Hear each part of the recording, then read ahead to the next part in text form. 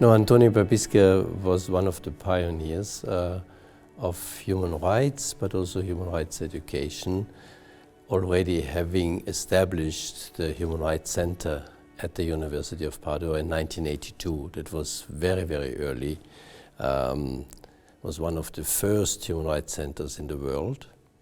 It was interdisciplinary. He was a political scientist. And then in the 1990s, he was contacted by Daniela Napoli, who was the head of the Human Rights Unit at the European Commission. And she said, we need well-educated human rights professionals. Those whom we can send into the field in a post-conflict situation, in a peace mission. And those professionals don't exist. It's a new profession. Can you produce them? Can you educate young people to become human rights professionals? And she also said, but that should be a truly pan-European endeavor, so that he then contacted his colleagues in the other 14 member states of the European Union of that time. And that's how we set up the European Master in Human Rights and Democratization, which was based at the University of Padova, but it took place in Venice, first at the Giudecca in an old school, and very soon thereafter, Antonio managed actually to get the beautiful old monastery of San Niccolò at the Lido di Venezia, free of charge from the city of Venice. And that is our seat still today. So we started in 1997-8, the first master course. At that time about 50 students. Now we have 90 students from all over the world.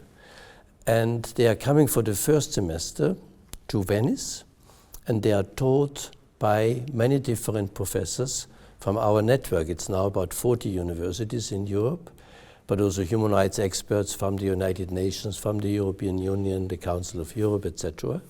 And in the second semester, they are distributed among the participating universities. So it's really a joint effort.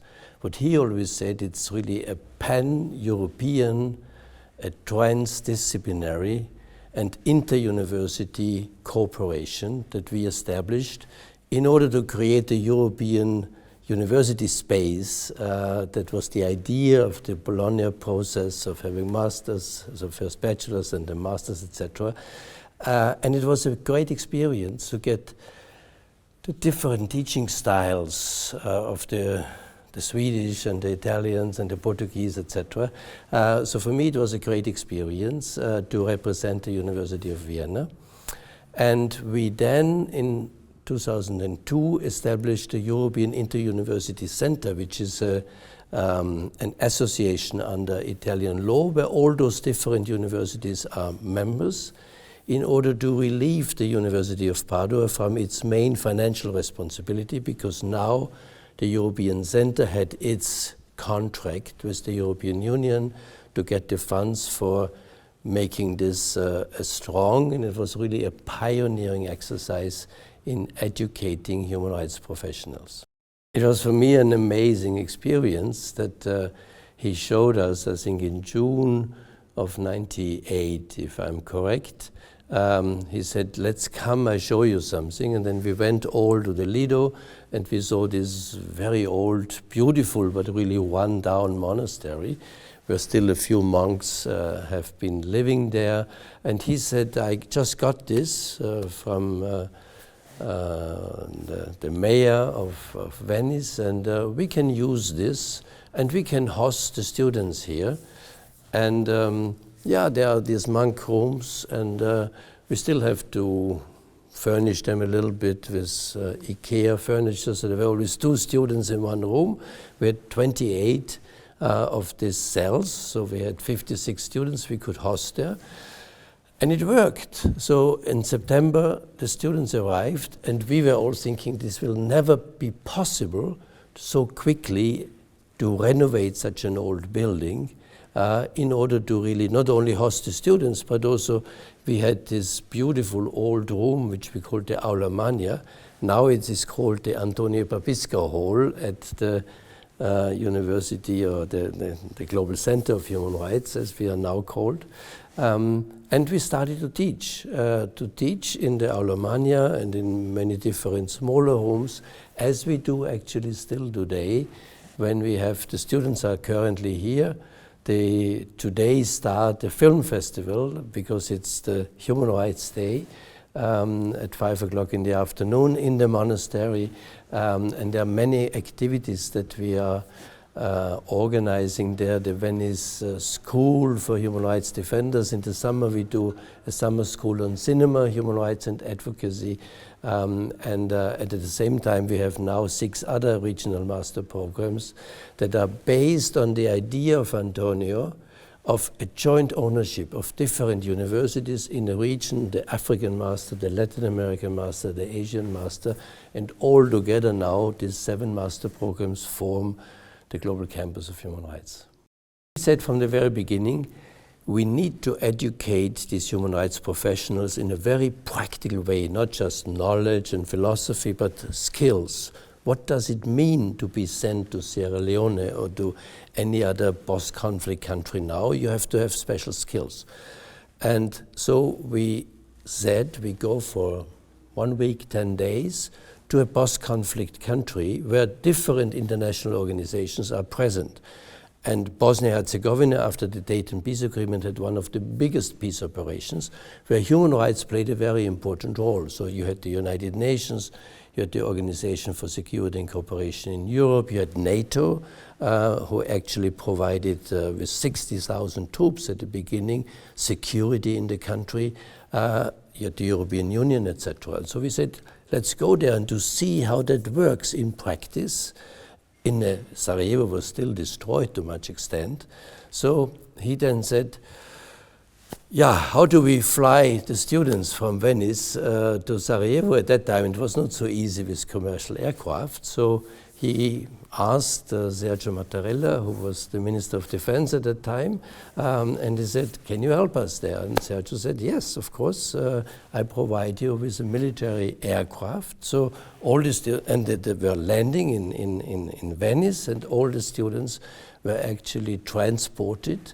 We all flew together to Sarajevo in this military aircraft, and landing in Sarajevo airport, which is still at that time, that is a little bit outside. It's Novo Sarajevo, and that was the kind of the border between the Serb-dominated area and the Muslim-dominated area.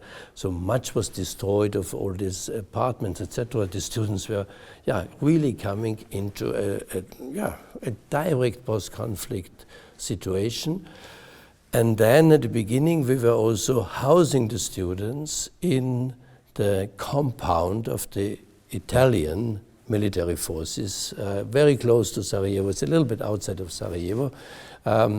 The soldiers were very happy because most of our students are female. So to host them there, we had a dinner together, and then during the day we were meeting these different international organizations, the Bosnian authorities, the non-governmental organizations, also artists, etc., to give them a feeling, what does it mean to be in a post-conflict country? And the students enjoyed it very much. We did it several years in Sarajevo, and then we moved it to Kosovo. So we are still bringing the students now to Kosovo because Bosnia is more or less kind of a normally functioning state again. Antonio was always a visionary, and he said we need to create a different form of global governance. And we are still living in the Westphalian system of nation states. So the main actors in international law and international relations are governments. And the United Nations, it's called We the People of the United Nations, but in reality it's we the governments of the states, the 193 states. And he said we need to include much more the non-governmental sector, civil society, but also members of parliament.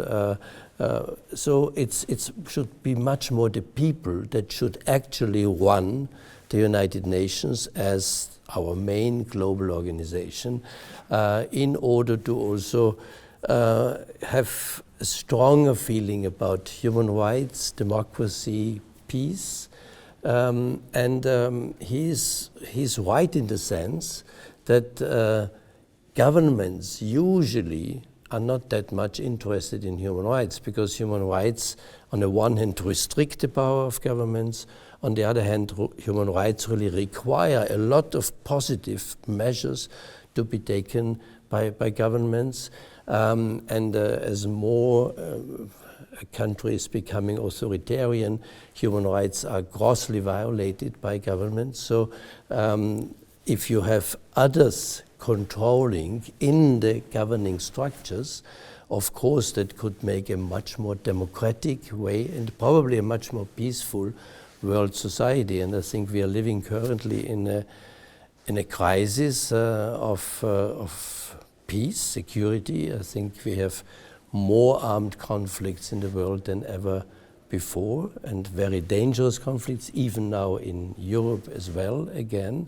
But also democracy is really in a crisis because we are no longer talking to each other. It's the polarization of societies. Think now, what is the situation with COVID-19? We have this strong polarization because between those who feel we need to be vaccinated, we need to work in order to combat the virus, and those who feel no, this is a totalitarian approach, we don't want to be vaccinated, and we don't talk to each other. Think about the United States, between the Republicans and the Democrats, there is no more empathy for each other, no more compromise, and we have to overcome that.